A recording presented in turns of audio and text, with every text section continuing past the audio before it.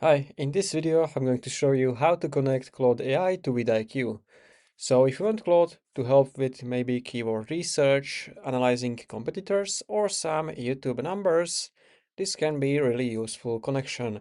And to connect those two things, it's pretty simple. You just want to have account on Claude and also account on your VidIQ.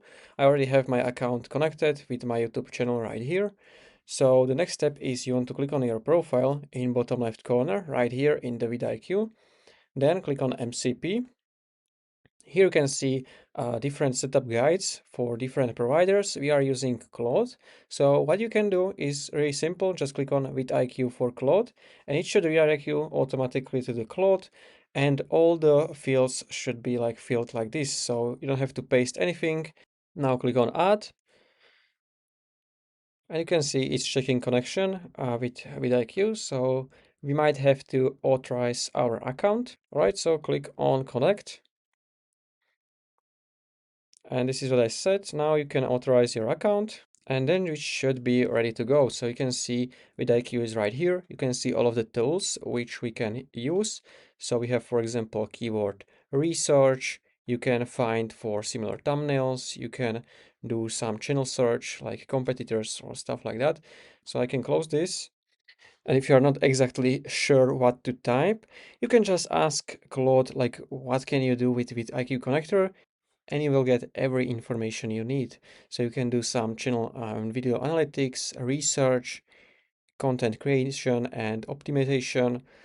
All right, so we can test some research. So as an example, I want to do keyword research for my tutorials about how to something in Gemini, and we are going to use VidIQ connector, so I mention it.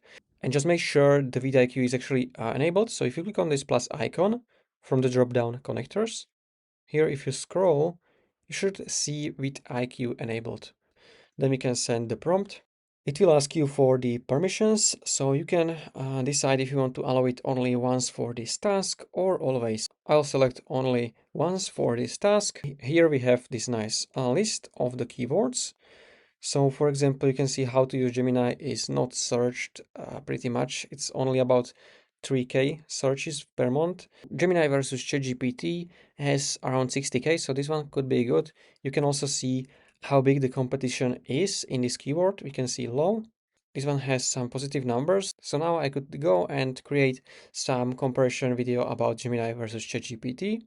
And that's basically it. You can play with this, and if you found this video helpful, consider subscribing for more tutorials like this one.